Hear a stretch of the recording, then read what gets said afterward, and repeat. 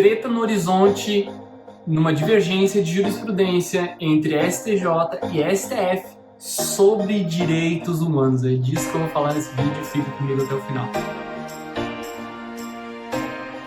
Olá, meus futuros colegas concursados, eu sou o professor Fernando Henrique, esse é o canal Defensolândia, e hoje eu vou falar para vocês sobre uma treta, vou falar com vocês, né, mesmo, sobre uma treta do STJ e do STF de uma jurisprudência de direitos humanos que diz respeito à lei de anistia. Vocês que estão estudando jurisprudência e se não sabem estudar jurisprudência, vou deixar no card aqui um vídeo que eu fiz ensinando como estudar jurisprudência, devem estar atentos à súmula 647. A súmula 647 do STJ fala o seguinte: são imprescritíveis as ações indenizatórias por danos morais e materiais decorrentes de atos de perseguição política com violação de direitos humanos fundamentais ocorridos durante o regime militar. Você que está estudando jurisprudência já deve ter notado a treta aí. Por quê? O Supremo Tribunal Federal, na DPF 153, julgou recepcionada a lei de anistia. E a lei de anistia supostamente daria aí, né, a possibilidade de os agentes que praticaram crimes políticos, enfim, tudo mais, serem anistiados, não serem condenados ou perseguidos. Só que a jurisprudência do STJ, e ainda, né, combinando com a súmula 647, ela não é nova nesse sentido, do ponto de vista administrativo, civil. Sempre o STJ entendeu ser possível a perseguição dessas pessoas que eram os perseguidores durante o regime militar. Então, perda de cargo, ações de indenização, tanto de civil como de dano moral. A gente tem, inclusive, a súmula 624 do STJ, que é nesse sentido. Ela fala, inclusive, o seguinte: súmula 624 do STJ. É possível cumular a indenização do dano moral com a reparação econômica da lei de anistia. Então, eles já entendiam que era possível acumular dano moral e dano material, reparação econômica, né?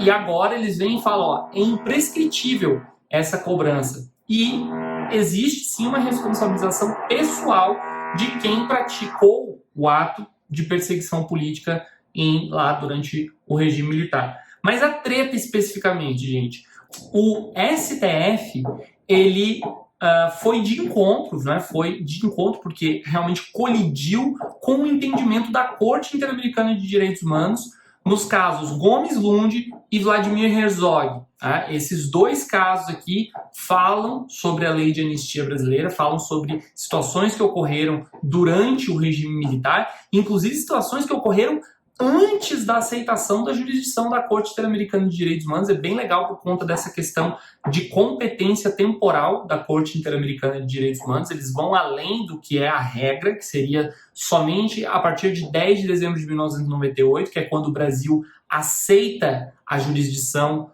da Corte Interamericana de Direitos Humanos. Somente os atos praticados depois de 10 de dezembro de 1998 poderiam ser julgados.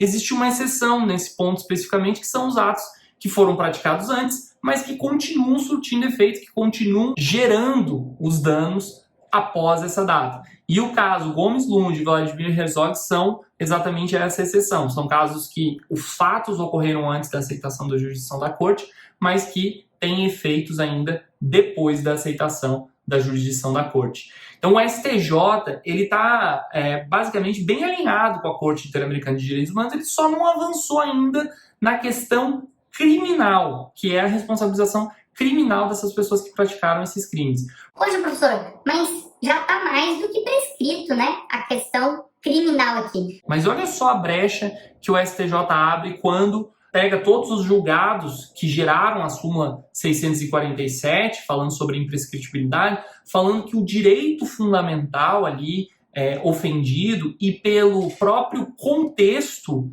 daquele momento histórico ali, impediam qualquer tipo de solução jurídica, né, de persecução daquelas pessoas que perpetraram aqueles atos. Então ele fala, olha, isso é imprescritível porque a gente realmente tem que solucionar essa situação. Embora o tempo inteiro os julgados do STJ ficam afastando a jurisprudência da corte, falando, a gente não está falando de jurisprudência da corte, a gente não está falando sobre isso. Mas no final das contas, o frigir dos ovos, né, o resultado é como se o STJ estivesse seguindo a jurisprudência da Corte Interamericana de Direitos Humanos.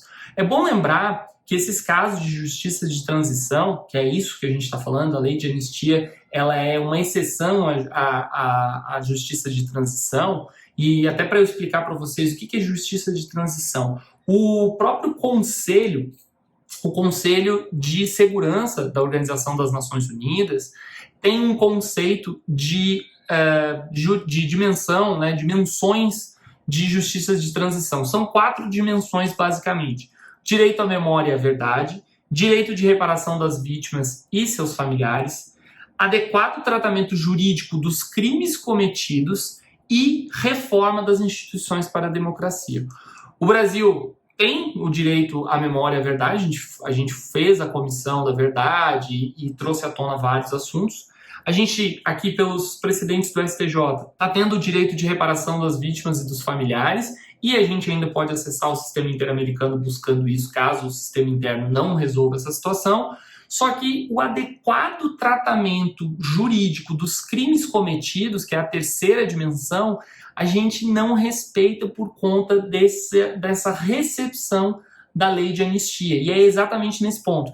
Mundo afora, a gente já teve vários casos em que essas dimensões da justiça de transição foram aplicadas e se entendeu que os crimes praticados pelos perseguidores em regimes ditatoriais são imprescritíveis, sim. Foi um caso o caso Hugo Rodrigues versus Uruguai, que foi na Corte Interamericana de Direitos Humanos. A gente tem o caso Aksoy versus Turquia no Conselho de Direitos Humanos da Europa, o Conselho de Direitos Humanos Europeu.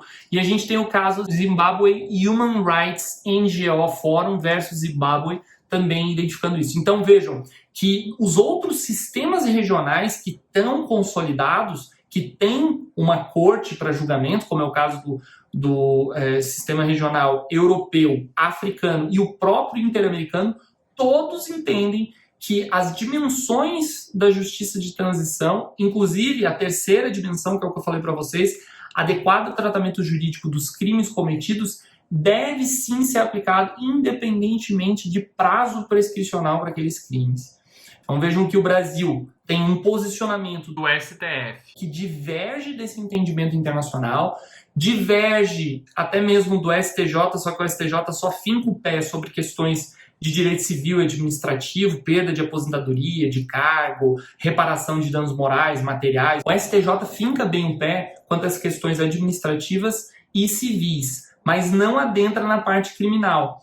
E o STF tem uma divergência do ponto de vista, a lei de anistia está recepcionada, em tese ela se aplicaria a tudo, ou seja, pessoalmente as pessoas que eram perseguidoras não poderiam ser julgadas agora em nenhuma esfera, né? Pessoalmente, o Estado, tudo bem. Mas vejam que o STF ainda tem esse acórdão da DPF 153, ainda está pendente de julgamento de embargos há mais de uma década, hoje, no dia que eu estou gravando esse vídeo aqui para vocês.